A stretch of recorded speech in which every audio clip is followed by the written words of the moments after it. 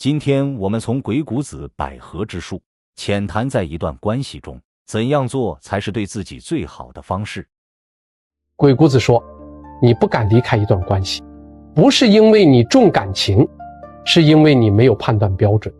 什么时候该亮牌，什么时候该闭嘴，你判断清楚了，你的底牌就不会乱飞。那问题来了，你把底牌收好，别人把底牌亮给你，然后呢，你该跟这个人走下去，还是该撤，你判断不了。你身边有没有那种人，在一段关系里耗了很多年，所有人都觉得该离了，就他自己觉得还能再撑撑。你问他为什么，他说舍不得。舍不得什么？舍不得时间，舍不得付出，舍不得一起走过的那段路。但你再问他，这段关系给他带来了什么，他说不出来。他只是舍不得那个已经消耗了他很多年的人。这不是重感情，这是没有标准。鬼谷子在第8句里给你一套判断离合的方法。百合开篇第8句，可与不可，审明其计谋，以圆其同意，离合有手，先从其志。这话的核心就一件事，判断你跟一个人是应该合还是应该离。鬼谷子说，你要先审查对方的计谋和意图，搞清楚你们俩到底哪里一样，哪里不一样，然后做决定是合还是离。不管合还是离，你心里都得有杆秤。最后一句最重要，先从其志，先顺着对方的意愿走。你不是妥协，你是顺着他的路走一遍，看清楚他到底是个什么样的人。你发现没有，这句话里藏着一条极其扎心的真相。大多数人不敢合，也不敢离，他们卡在中间，不上不下，消耗自己。一段合作已经明显不对劲了，他还在死撑；一段关系已经明显变质了，他还在假装没事儿。他每天都很累，但他说不出来为什么累。他不是不想走，是他不知道什么时候该走。你为什么判断不了离合？因为你没有标准，你不知道什么样的情况该合，什么样的情况该离，你只能凭感觉，感觉好就合，感觉不好就忍着，忍到忍不了了再爆发，然后狼狈退场，每次退场都带着一身伤。你仔细想想，你过去几年里有没有哪一段关系是你早该结束但没有结束？可能是工作上的合作，可能是感情里的纠缠，可能是朋友之间的消耗。你回头一看，如果当时早半年离场，你后面那些煎熬根本就不用受。你不是没有判断力，你是没有标准，你不知道什么信号是让你走，你以为再坚持一下就会变好，结果它没变好，你也没走。鬼谷子给你标准就2个字，同意。同是什么？相同的目标，相同的价值观，相同的利益方向，你们想去的终点是一样的。义是什么？不同的目标，不同的底线，不同的利益诉求，你们想去的终点不一样。同多则合，异多则离，就这么简单。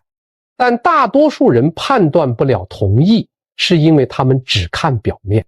他们看对方说了什么好听的话，看对方态度好不好，看对方笑不笑，这些东西全是可以演，笑脸可以练，话可以学，态度可以装。你拿这些东西当判断依据，你被人卖了还帮人数钱，真正的同意看3点。第一，利益方向。遇到利益分配的时候，他是往自己的口袋里多扒拉，还是愿意跟你平分？往自己口袋里多扒拉的人跟你不同，愿意平分的人跟你同。这不是说平分的那人多好，是说明他心里有你的位置，有你的位置你们才能一起走。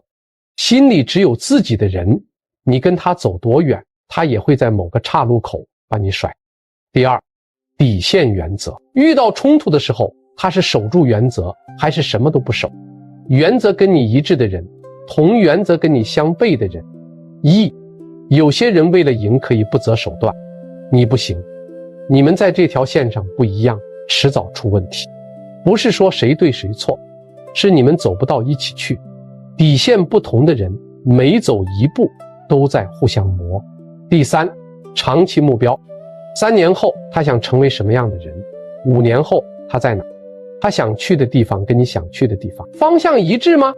一致的人可以合，不一致的人迟早要分。你现在觉得你们在一起挺舒服的，但3年后你想稳定，他想折腾，你们就散了。你现在觉得你们聊得来，但5年后他想回老家，你想留在大城市，你们就散了。长期目标不匹配的人，早晚会在路上分头走，晚分不如早分，早分你还有时间选对的路。这3点你问清楚，你就不会在合和离之间反复拉扯。对方是什么样的人，你心里已经有数。合是清醒的选择，离也是清醒的选择，不是冲动，不是赌气，是你算清楚。那先从其志是什么意思？你判断不清楚的时候，先顺着他的意愿走2，你顺着他的路走1遍，你就能看清楚他要去哪。他在路上做的每一个选择，都在暴露他的真实意图。顺着走不是妥协，是借力。你借他的力，看清他的路。等你看清楚了，你再决定是合还是离。你想一想，你之前是不是经常在关系里硬撑？你觉得他的想法不对，你就非要把他说；你觉得他的方向错了，你就非要把他拽回来。你花了很多力气，但他没变，你也没赢。与其正面僵持，不如先顺着走2步。走2步你就知道他到底能不能走通。走通了，你们接着走；走不通，他自己就会掉头。你省了力气，还看清楚了人。你观察过没有？那些真正会合的人都特别会离，他知道什么时候该进，什么时候该退。他不是冷血，他是清醒。他知道不适合自己的人，继续耗下去只会越来越消耗。他早离早解脱，早离早遇到对的人。而不会离的人，永远在错的关系里耗，浪费了所有遇见对的人的机会。把这句话吃透了，记住3件事。第一，合和离没有对错，只有适不适合。同则合，异则离。